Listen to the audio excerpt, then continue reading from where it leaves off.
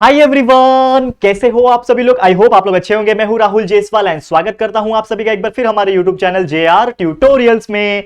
तो दोस्तों, all the very best for your exams. जैसा कि आप जानते हो कि आपके सेमेस्टर एग्जाम्स चल रहे हैं, तो उम्मीद करता हूं कि बहुत अच्छी तरीके से आप प्रिपेयर कर रहे होंगे 11th स्टैंडर्ड।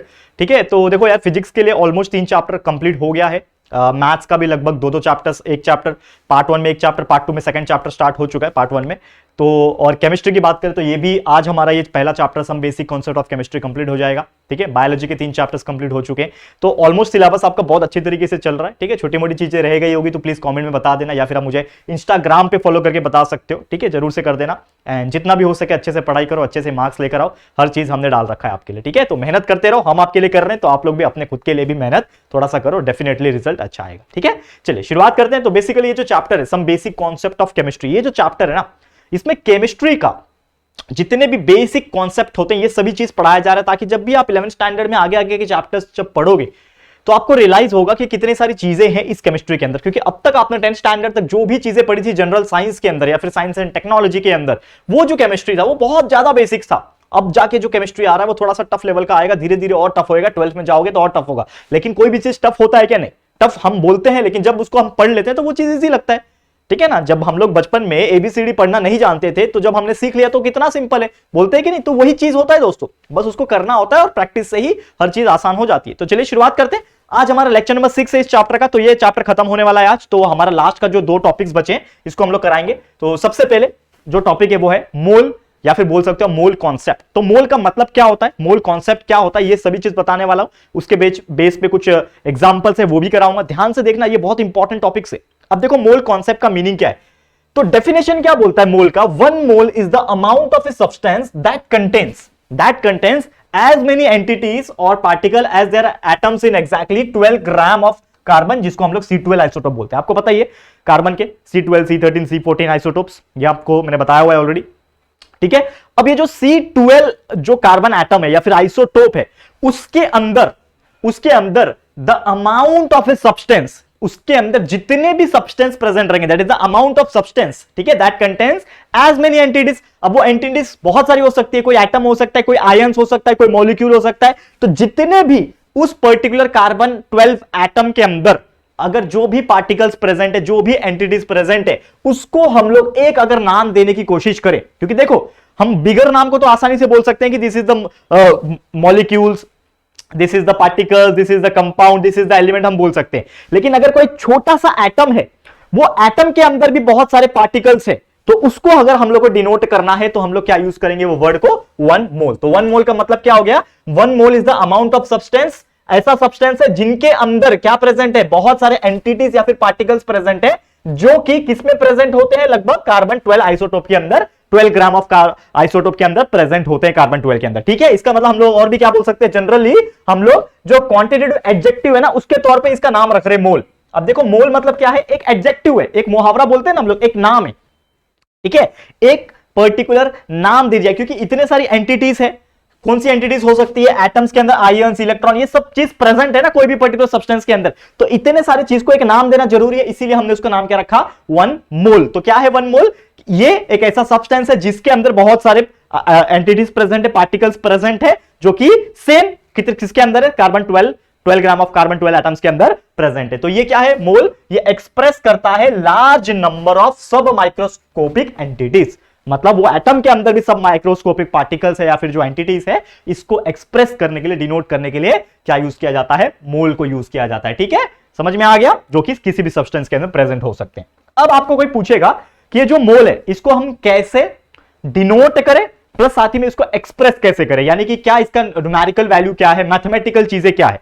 तो बेसिकली अगर मुझे कैलकुलेट करना है किसी भी मोल का वैल्यू, तो हम लोग क्या करेंगे, ये फॉर्मूला है हमारा कि let us calculate the number of atoms in 12 gram of C12 isotope. जैसे मैंने बोला C12 जो आइसोटोप है, C12 उसका 12 ग्राम अगर मेजरमेंट लेंगे, उसके अंदर जितने भी सब एटॉमिक पार्टिकल्स है, उसका हम लोग क्या निकालेंगे, नंबर ऑफ एटम्स निकालेंगे। जैसे कि तो कैलकुलेट करने का फॉर्मूला क्या होता है, that is the number of atoms in 12 gram of C12 isotope. इसको कैलकुलेट करने का फॉर्मूला है हमारे पास, that is mass of 1 mole carbon atom.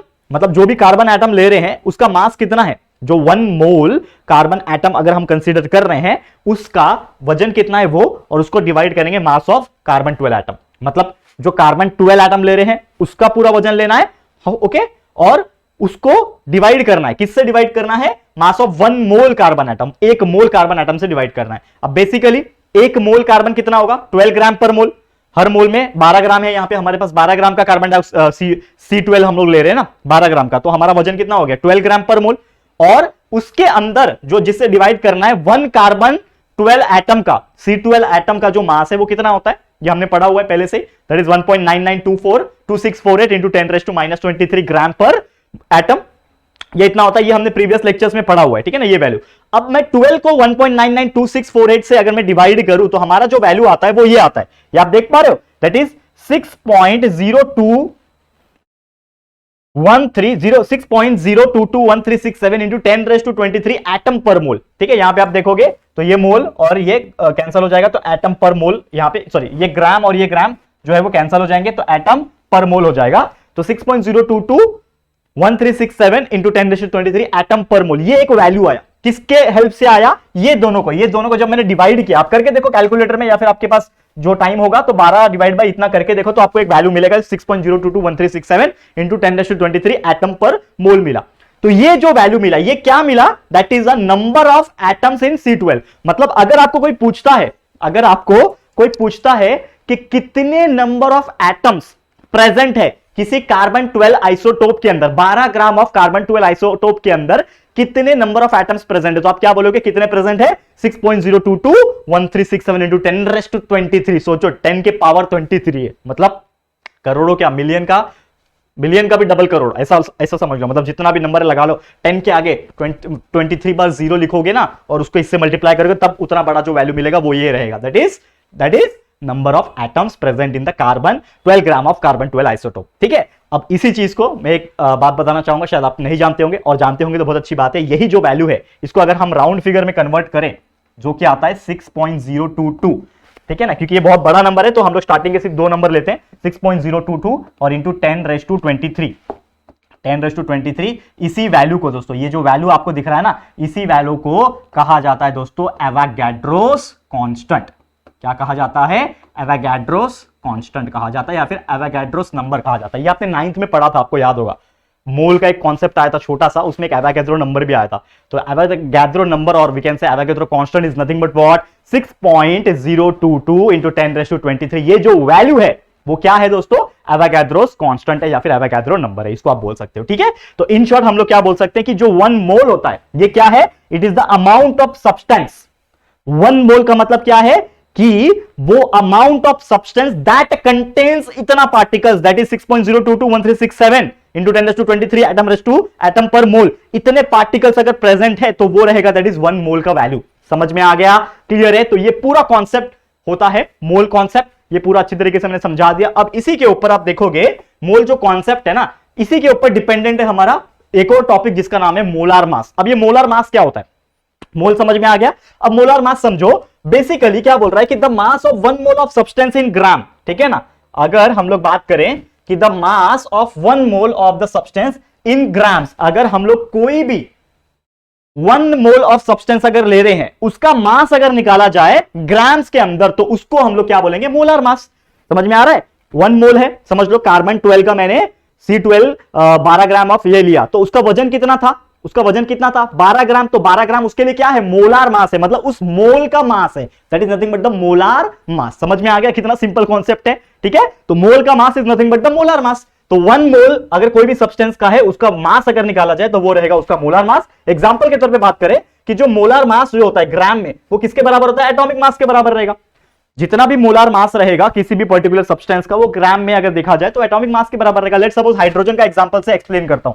या हाइड्रोजन हमारा, हाइड्रोजन का एटॉमिक मास होता है 1 डेल्टॉन, 1.0 यानी 1 डेल्टॉन, यू का मतलब डेल्टॉन होता है, ये पढ़ा चुका हूं, तो 1 डेल्टॉन होता है, ठीक है। अब मोलार मास की अगर मैं बात करूं, जो हाइड्रोजन का मोलार मास होता है, यानी 1 मोल ऑफ हाइड्रोजन का जो मास, जिसको हम लोग मोलार मास बोलते हैं, वो भी आता है 1.0 ग्राम पर एटम, ग्राम पर मोल, ठीक है, ग्राम पर मोल ये भी आता है। तो आप यहां पे आप देखोगे तो इसका वैल्यू भी 1.0 डेल्टॉन है, इसका वैल्यू भी 1.0 ग्राम पर मोल है। इसका मतलब दोनों के जो न्यूमेरिकल वैल्यू है, I am not talking about the unit, दोनों के जो न्यूमेरिकल वैल्यू है, जो नंबर्स है 1.0 1.0 वो दोनों सेम आते हैं। इसका मतलब क्या है कि जो मोलार मास जो होता है ग्राम में वो किसके बराबर होता है, एटॉमिक मास के बराबर होता है। समझा, एग्जांपल भी समझ में आ गया होगा। ये था पहला कंसेप्ट। अब दूसरा कंसेप्ट इसी में एक और एग्जांपल से समझ लो। सिमिलरली कि जो मोलार मास होता है ना, मोलार मास, एक तो समझ ले कि मोलार मास किसके बराबर है, एटॉमिक मास के बराबर है। एक और कॉन्सेप्ट है कि मोलार मास किसके बराबर है, मॉलिक्यूलर या फिर फॉर्मूला मास के बराबर।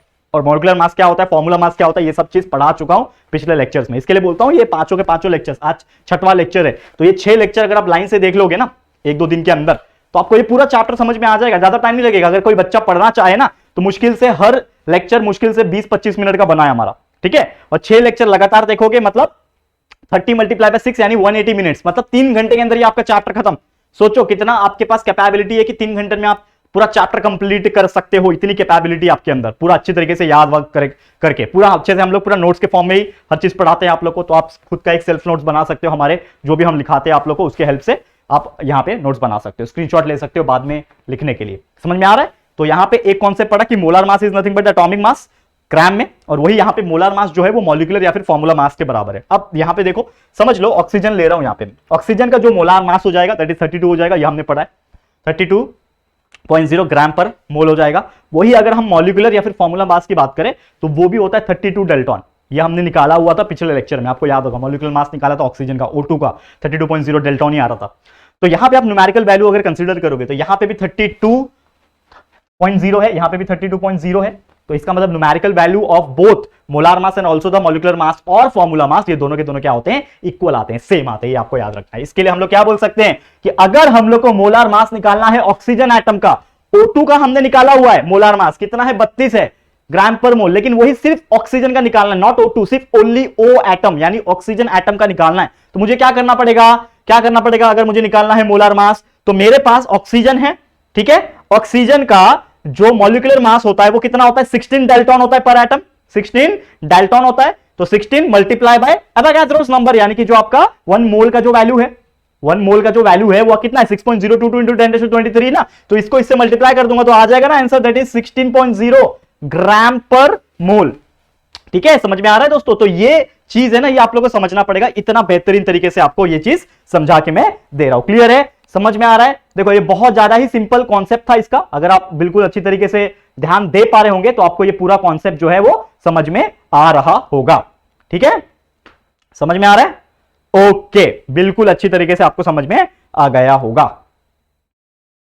समझ में आ गया। चलो ये हो गया हमारा कौन सा topic, that is molar mass. अब जैसे मैंने बोला मोलार मास के अलावा हमने जो चीजें पढ़ ली अब तक, इसमें हम लोग क्या कैलकुलेशन कर सकते हैं, क्योंकि ऐसे क्वेश्चन एग्जाम में पूछे जाते हैं। अब थोड़ा सा समझो इसको, क्या बोल रहा हूं। पहला क्वेश्चन एग्जांपल है, calculate the number of atoms in each of the following. 3 question दिए हुए हैं, 52 मोल्स दिया हुआ है, 52 डेल्टॉन दिया, 52 ग्राम दिया है, हीलियम लिथियम बहुत सारी चीज का अलग अलग का। चलो ठीक है, इसमें हम लोग कैलकुलेट क्या करना है, मेन मुद्दा क्या है कैलकुलेट करने का, that is the number of atoms. Number of atoms को कैलकुलेट करना है। तो पहला क्वेश्चन ये पूछा इसमें, पहला जो क्वेश्चन आप देख पा रहे हो क्या बोल रहा है, 52 moles of argon, 52 moles of argon यानी AR। ठीक है, इसका वैल्यू निकालना है। क्या निकालना है, नंबर ऑफ एटम्स। तो मुझे एक बात बताओ, 1 मोल के अंदर, ठीक है, क्या निकालना है, 52 मोल्स ऑफ आर्गन निकालना है। तो 1 मोल के अंदर कितने एटम्स होते हैं, 1 मोल्स के अंदर कितने रहेंगे, दैट इज 6.022 इंटू 10⁻23 रहेंगे। ठीक है, 1 मोल्स के अंदर 6.022 इंटू 10⁻23 एटम्स रहेंगे ना, एटम्स पर मोल जो भी है एटम्स रहेंगे। ठीक है, लेकिन मुझे कितना चाहिए, 52 चाहिए। तो 52 अगर मुझे चाहिए तो 52 मल्टीप्लाई बाय दिस वैल्यू करना पड़ेगा। तो 6.022 इंटू 10⁻23 कर लो, इसका वैल्यू जो आएगा वो हमारा आंसर है। तो चाहिए तो हम लोग मल्टीप्लीकेशन कर सकते हैं with the help of calculator, हमारे पास है। आप लोग लॉग बुक का इस्तेमाल कर सकते हो। बहुत सारे बच्चों का मुझे मैसेज आया दोस्तों कि लॉग टेबल अच्छी तरीके से कैसे यूज करना है, वो मैं इसके ऊपर एक वीडियो बनाऊं। तो बहुत जल्दी वीडियो आ जाएगा, या तो मैं बनाऊंगा अगर मुझे टाइम मिल गया तो, लेकिन अगर नहीं मिलता है तो मैं संजीव सर जो हमारे फिजिक्स के टीचर है उनको मैं बोल दूंगा, तो वो भी आपको पढ़ा सकते हैं लॉग टेबल कैसे, जो बेसिक चीज है वो आपको पढ़ा देंगे। ठीक है, चलो अब इसको देखते हैं हम लोग। देखो क्या बोल रहा है, 52 मल्टीप्लाई बाय 6.022 इंटू 10⁻23। चलो इंटू 10⁻23 की जरूरत नहीं है फिलहाल, मैं मैं डायरेक्ट इतना ही वैल्यू निकालता हूं, तो ये कितना आ रहा है 313.144 आ रहा है, और ये इंटू 10⁻23 लगा दो, इसमें आ गया answer. This is your answer. Number of atoms हम लोग को कैलकुलेट करने बोला था, तो कितना आ गया 52 मोल्स ऑफ आर्गन के अंदर कितने प्रेजेंट है 313.144 इंटू 10⁻23 एटम्स किसके अंदर प्रेजेंट है 52 मोल्स ऑफ आर्गन के अंदर प्रेजेंट है। तो ये आ गया आपका सबसे पहला आंसर। समझ में आ गया कितना सिंपल था, कितना सिंपल था। ओके क्लियर है, समझ में आ गया। अब चलते हैं सेकंड चीज। सेकंड वन क्या पूछा है, देखो इसको समझने की कोशिश करो। सेकंड चीज आपको जो बोल रहा है वो क्या बोल रहा है कि 52 डेल्टॉन ऑफ हीलियम, देखो क्या बोल रहा है 52 डेल्टॉन ऑफ हीलियम। अब यहां पे इसको लिख देता हूं मैं सबसे पहले 52 डेल्टॉन ऑफ हीलियम यानी कि He। इसमें भी हम लोग को नंबर ऑफ एटम्स निकालना है, इसमें भी हम लोग को क्या निकालना है दोस्तों नंबर ऑफ एटम्स निकालना है। ठीक है, तो एटॉमिक मास जो होता है हीलियम का कितना होता है दोस्तों, अगर मैं बात करूं हम लोग को क्या निकालना नंबर ऑफ एटम निकालना है, लेकिन इस चीज का अगर मैं एटॉमिक मास, देखो एक चीज फर्क समझना, इसमें आप लोग को क्या बोल रहा है 52 मोल्स पूछा है, यहां पे मोल्स डायरेक्टली पूछा था तो हम लोग को डायरेक्ट एवोगाड्रो नंबर यानी कि जो नंबर ऑफ एटम्स है उससे मल्टीप्लाई किया तो डायरेक्ट मिल गया नंबर ऑफ एटम। यहां पे डेल्टॉन में पूछा है, तो सबसे पहले हम लोग अगर बात करें तो atomic mass of helium, helium कितना होता है 4.0 डेल्टॉन होता है, तो इसको मैंने डेल्टॉन में लिखा क्योंकि मेरे पास जो वैल्यू पूछा गया वो डेल्टॉन में, तो एटॉमिक मास जो है वो 4.0 डेल्टॉन है। करेक्ट है कि नहीं, 4.0 डेल्टॉन है। तो यहां पे हम लोग को 52 डेल्टॉन के अंदर कितने होंगे वो क्वेश्चन पूछा है ना, 52 डेल्टॉन के अंदर कितने नंबर ऑफ एटम्स होंगे वो हम लोग को पूछा है। तो हम लोग कैसे कैलकुलेट करेंगे यहां पे, तो उसको हम लोग कैलकुलेट करेंगे, that is nothing but 52 Dalton multiply by यहां पे नंबर ऑफ एटम्स निकालना यानी कि 1 एटम होगा तो 1 एटम अपॉन 4 डेल्टॉन। समझ में आ रहा है। तो यहां पे अगर मैं कैलकुलेट करूं तो इसका वैल्यू कितना आ जाएगा, अगर कैलकुलेट आप करोगे तो आपका सीधा सीधा जो आंसर आ जाएगा वो आ जाएगा 4 1 4 4 13 व्हाट 52। तो आपका आंसर आ गया 13 multiply by 1 is 13 that is 13 atoms. ठीक है, तो आपका आंसर आ गया 13 एटम्स। मतलब आपका जो क्वेश्चन पूछा था कि 52 डेल्टॉन के अंदर हीलियम के 52 डेल्टॉन के अंदर कितने एटम्स प्रेजेंट है, तो आपने बोल दिया कि 13 एटम्स प्रेजेंट है। समझ में आ गया, क्योंकि उसका वो मास say that is molecular mass से वो डिवाइड हो जाएगा। ठीक है, ये हो गया सेकंड। अब तीसरा देखो, तीसरा क्या पूछा है 52 ग्राम ऑफ हीलियम। अब यहां पे देखो ग्राम में पूछा है, ये आपको पूछा था किसमें, पहला वाला मोल्स में पूछा था, ये डेल्टॉन से पूछा था, ये ग्राम से पूछ रहा है। तो 52 ग्राम ऑफ, ये भी सेम चीज है, हीलियम ही है, हीलियम ही पूछा है He। ठीक है ना, इसको कैसे कैलकुलेट करोगे, तो यहां पे बिल्कुल ध्यान से देखना कि जो आपका थर्ड क्वेश्चन पूछा है यहां पे, ठीक है ना, वो कैसे पूछा हुआ है। अगर आप देखोगे ध्यान से कि यहां पे जो number of 52 gram of helium है ना यहां पे, तो number of moles of helium जो होता है, ठीक है, इसको हम लोग कैलकुलेट करेंगे number of moles of helium, मतलब He का जो पूछा हुआ है दोस्तों उसको हम लोग कैसे निकालेंगे, दैट इज मास जो होगा हीलियम का, मतलब मास ऑफ He को मैं अगर डिवाइड करूं मेरा, that is mass of 1 mole, mass of 1 mole of He।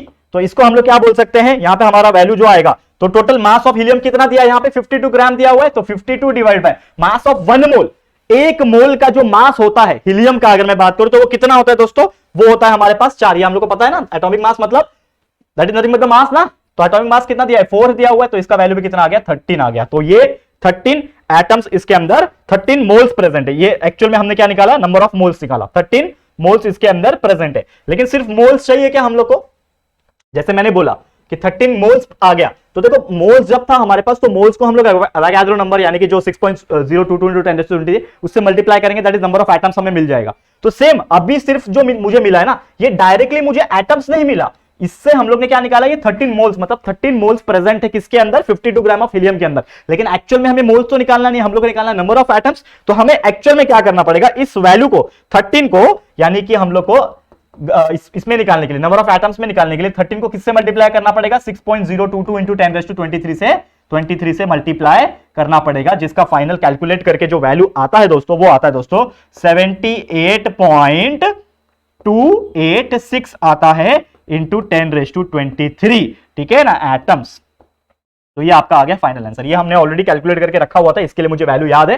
ठीक है, तो कितना आ रहा है 78.286 into 10⁻23, 23 एटम्स। तो ये ऐसे आपके क्वेश्चंस आपके एग्जाम में पूछेंगे कि नंबर ऑफ एटम्स को कैलकुलेट करो, या तो मोल्स में दिया रहेगा उससे हेल्प से कैलकुलेट करो, या तो आपको इसमें दिया रहेगा डेल्टॉन में दिया रहेगा उसके हेल्प से नंबर ऑफ एटम्स कैलकुलेट करो, या फिर आपको किस में दिया रहेगा ग्राम्स में दिया रहेगा। तो ग्राम्स में दिया रहेगा तो सबसे पहले आपको नंबर ऑफ मोल्स निकालना ही पड़ेगा, तब जाके आप डायरेक्टली उसको कन्वर्ट कर सकते हो और नंबर ऑफ एटम्स निकाल सकते हो। तो ये चीजें आप अच्छी तरीके से लर्न कर लो, अच्छी तरीके से सोच लो, और उसके बाद जाके ये सब चीज आपको प्रैक्टिस कर लेनी है। ठीक है, क्लियर है, समझ में आ गया। तो ये थे कुछ एग्जांपल जो आपको एग्जाम में पूछे जा सकते हैं। अब अगला और मेरे हिसाब से ऑलमोस्ट लास्ट टॉपिक है हमारा ये, जिसका नाम है मोल्स एंड मोल्स का जो गैसेस होता है उसके बारे में रिलेशन कैसा है, ये हम लोग को पढ़ना है।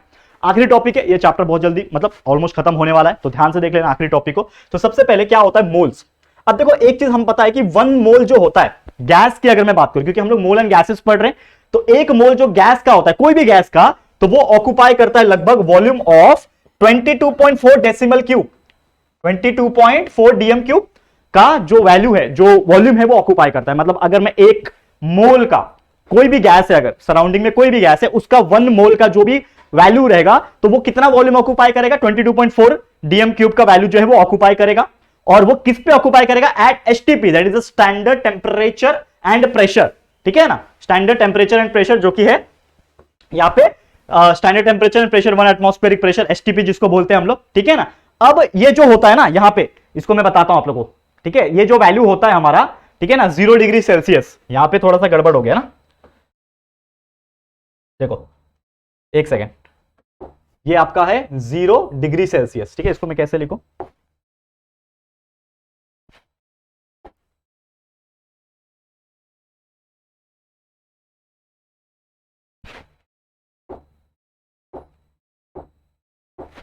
Zero degree Celsius. ठीक है, तो स्टैंडर्ड टेम्परेचर एंड प्रेशर क्या होता है, 0 डिग्री सेल्सियस पे अगर है तो वो स्टैंडर्ड टेम्परेचर है, और प्रेशर यानी कि 1 एटमॉस्फेरिक प्रेशर, दैट इज उसको बोलते हैं 1 एसटीपी, यानी 1 एसटीपी नहीं, normal STP, that is the standard temperature and pressure.